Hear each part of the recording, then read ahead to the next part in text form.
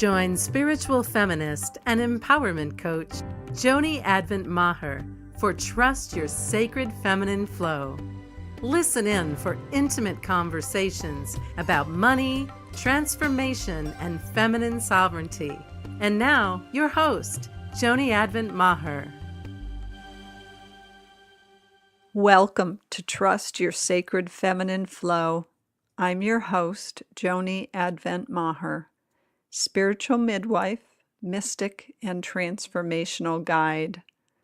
So delighted to have you with me today. Guess what? Today is my birthday. And I am celebrating with you by exploring the importance of being true to ourselves. There's an old saying that says, "This above all else, to thine own self be true." Over the years, that has been a meaningful phrase for me, and I was thinking about it recently when I was speaking with a member of my group program, Sumptuous Living. Our conversation had me reflecting on my own experience in relationship and in family, where it feels so easy often to get pulled into other people's needs or agendas or desires and losing sight of our own, particularly if we have a partner or children or parents that we're still tending in some capacity. It can be so easy to lose ourselves and to give ourselves away, or to put ourselves at the bottom of the priority list. I know that has certainly been a challenge of mine over the course of my life. And so I'm looking at it again from a renewed perspective, because here's the thing, beloved. In order to embody your sovereignty, you have to be true to yourself. In order to be the woman you were born to be, you have to be true to yourself. You have to take yourself into consideration. You have to put yourself in the equation. And not only that, you really need to be devoted to yourself and to your heart's and soul's desires. Not just mildly pursuing them, you need to be devoted to them and to have those desires and yearnings that come from within be your guiding light.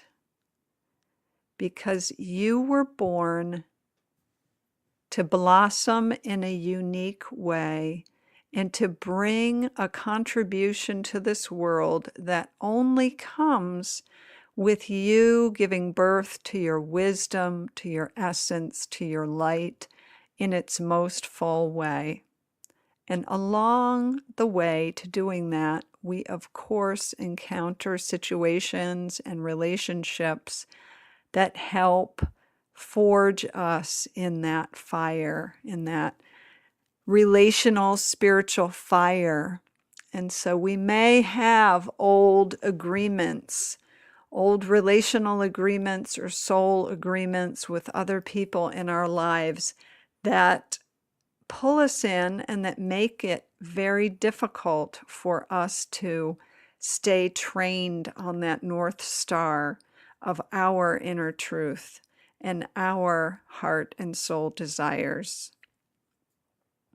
So it's important, if you are in the weeds or in the woods, lost in everybody else's needs, desires, life, dreams, agendas, wants, to hear me. I'm calling out to you. I'm saying, You get to matter. You get to put yourself at the top of the list. There is something vital and critical to the whole of humanity for you to come back to yourself and to put yourself at the top of the list and be true to that vision, to that desire that lives deep in your heart. It is so important and valuable.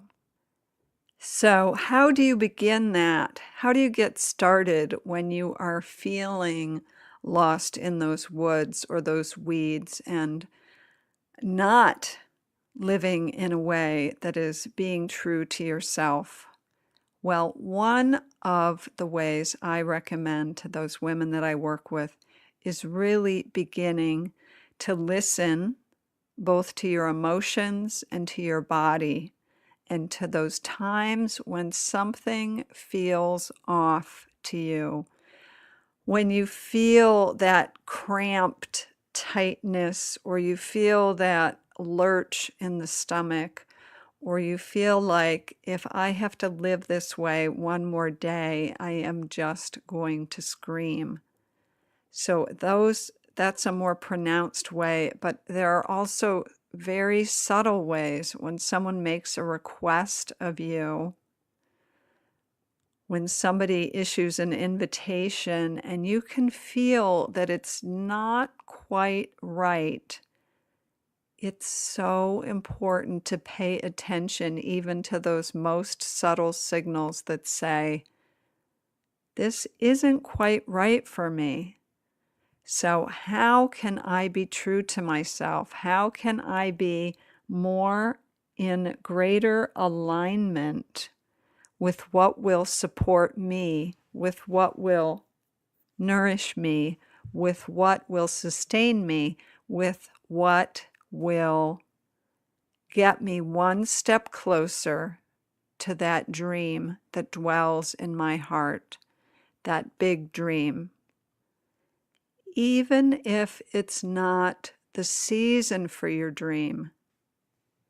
Because truth be told, many of our dreams, much of our most profound blossoming, takes place over many seasons. And you may be in the midst of a season of deconstructing those old agreements, those old relational agreements.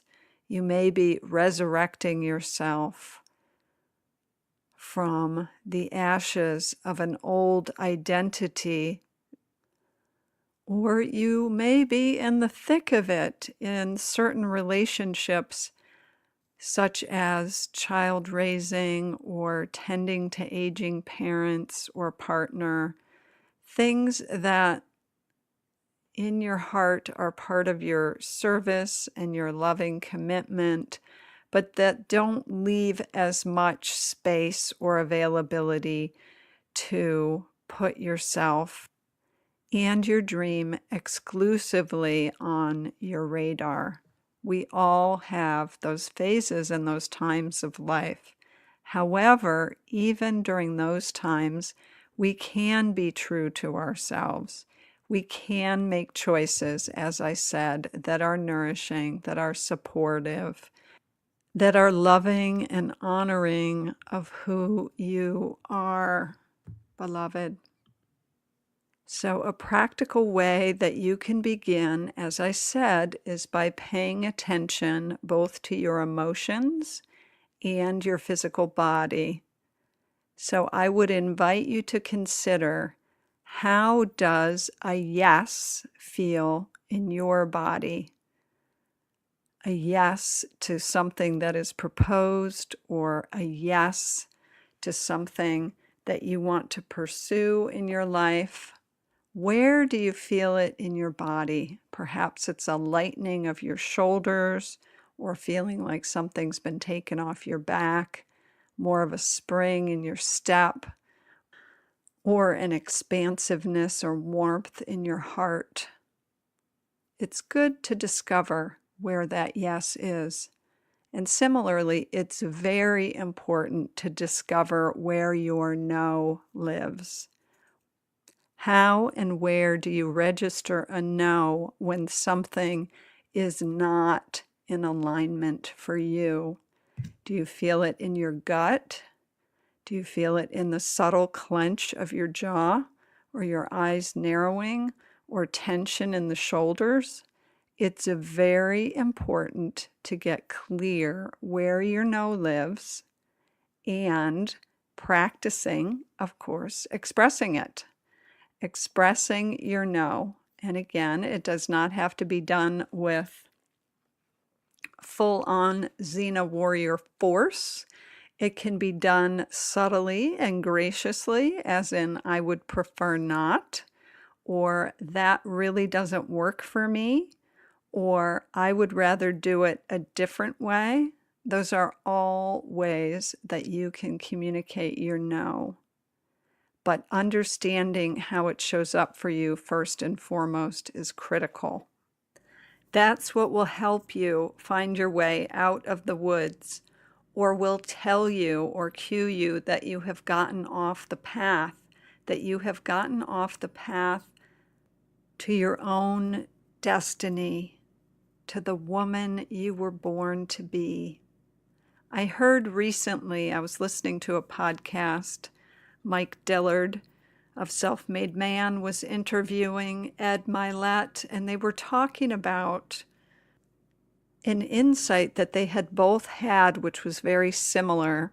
And Mike was describing it to Ed as saying he realized that his definition of hell was dying, and after his death, meeting the man he could have been in this life, and having that man be a stranger. And Ed was saying yes, and his definition of heaven was meeting that man and having him be his identical twin. So I'm piggybacking on their inspiration and their wisdom and coming back to you, beloved, because we as women are so often in a supporting cast for those loved ones around us. It can be really, really easy for us to put others first, or to let our fear hold us in old agreements, old roles, old ways of self-sacrifice and self-betrayal that do not serve us. And when they do not serve us, they do not serve the whole. They do not serve the person we are in relationship with or anyone. It is always serving for the whole, for us to be true to ourselves. And that's how we become that woman that we were meant to be, so that when our life is over, we can see her, we can embrace her, and we can know that we are indeed her. It's so vitally important, beloved. So as we bring it to a close, as always, I want to remind you to always trust what your heart knows. It is the passageway, it is the journey to your sovereignty, to being true to yourself. It is one of the keys.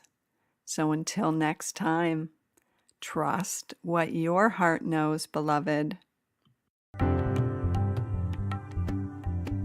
Thanks for listening to Trust Your Sacred Feminine Flow with Joni Advent Maher.